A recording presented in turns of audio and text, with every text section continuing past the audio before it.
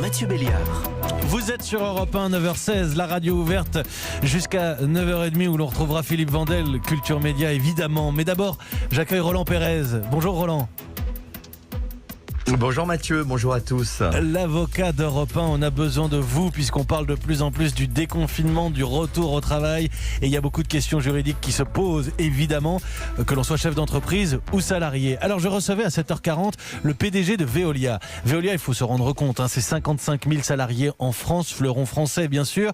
Et le retour à l'entreprise est organisé. Antoine Frérot nous dévoilait son plan. Où il expliquait qu'il voulait que les salariés se sentent plus en sécurité dans l'entreprise que n'importe où ailleurs. Réaction de Romuald qui nous dit « Est-ce que des contrôles automatiques de température doivent être mis en place dans les entreprises ?»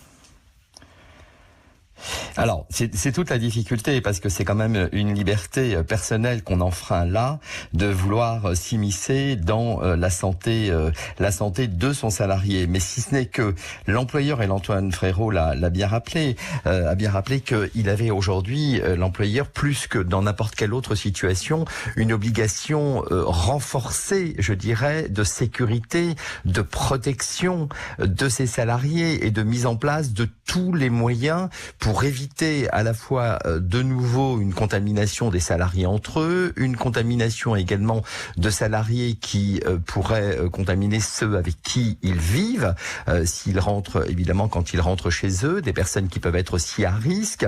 Ça peut être aussi une nouvelle vague de contamination importante dont l'employeur pourrait être à l'origine d'une certaine manière. Donc ces mesures-là qui pourraient être organisées de façon gouvernementale par des ordonnances. On a déjà eu un flopé d'ordonnances qui ont été rendues dans ce contexte très particulier de crise sanitaire. On peut donc imaginer cette possibilité effectivement d'autoriser l'employeur dans certaines circonstances à pratiquer ce type d'acte. J'avais pas pensé à cet aspect-là. C'est-à-dire que l'entrepreneur aujourd'hui, le chef d'entreprise va aussi entrer dans notre vie privée avec ce genre de questionnement. Et oui, et surtout que la question médicale est vraiment éminemment un élément privé de notre vie.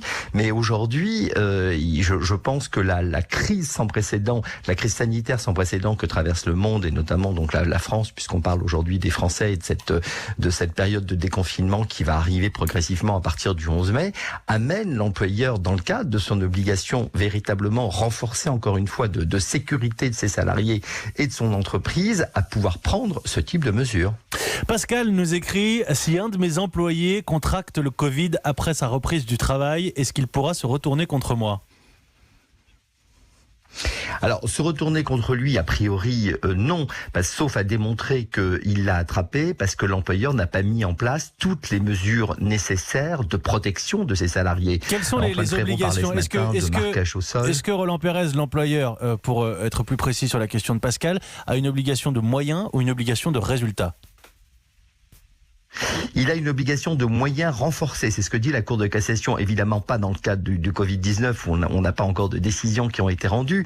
On parlait à l'époque d'obligation de résultats. De façon générale, on parle d'obligation de moyens renforcés, c'est-à-dire que c'est une obligation de moyens qui va un peu plus loin et qui l'oblige véritablement à donner des informations aux salariés, de prévoir un certain nombre de mesures pour éviter la contamination, de mettre en place ces mesures. Il y a ce qu'on appelle un document unique d'évaluation dans chaque entreprise, notamment dans les grandes entreprises. Et dans ce document unique d'évaluation, l'entreprise doit s'adapter à la situation en considération également de sa propre activité, de la distanciation de ses salariés. Est-ce qu'ils travaillent très proches les uns des autres ? Est-ce qu'il y a un moyen de pouvoir prendre des distances plus importantes dans le cadre de l'accomplissement de leurs fonctions? Est-ce qu'ils pourront tous avoir des masques pour travailler? Est-ce que certains ne pourront pas continuer à travailler en télétravail si cela est possible? Donc c'est vraiment prendre la mesure entreprise par entreprise de la situation et de faire en sorte qu'il y ait une adaptation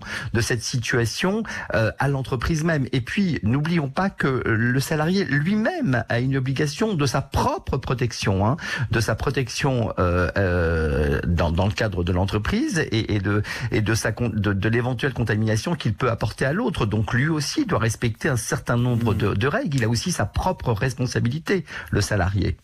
Vincent, hier, nous posait une question sur un débat qu'on avait sur la petite enfance. Et en fin de compte, c'est une question pour vous, Roland Pérez. Il est en garde partagée avec des enfants. Est-ce qu'on peut obliger l'assistante maternelle à revenir travailler ?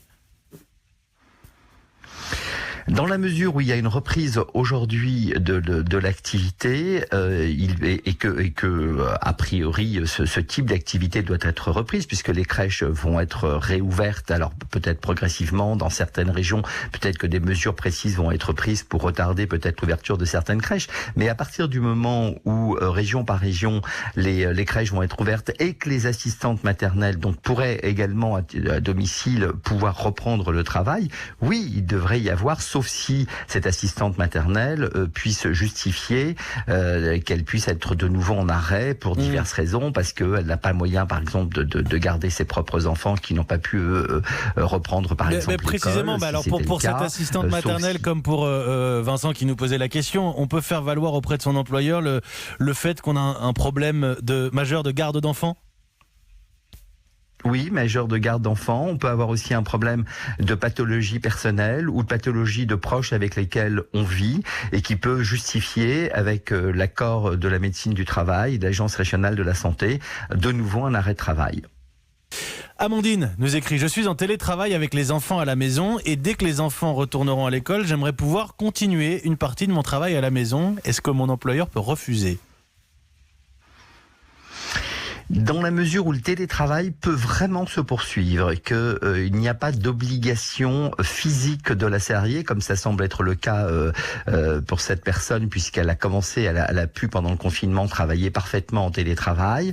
A priori, elle pourrait obtenir l'accord de son employeur, mais il faudrait encore qu'elle puisse justifier des raisons pour lesquelles elle veut rester en télétravail. Est-ce qu'elle elle-même particulièrement sensible ou particulièrement exposée au risque ? Est-ce que l'employeur n'a pas pu prendre toutes les mesures nécessaires de protection de ses salariés? Par exemple, elle peut évoquer le fait que elle n'est pas proche, elle va être trop proche d'une collègue, que son bureau tel qu'il va être organisé l'expose au risque de contamination lorsque le déconfinement et le télétravail va prendre fin. Toutes ces raisons peuvent amener l'employeur et la salariée à se mettre d'accord, et si c'était pas le cas, elle pourrait exiger peut-être effectivement de poursuivre le télétravail.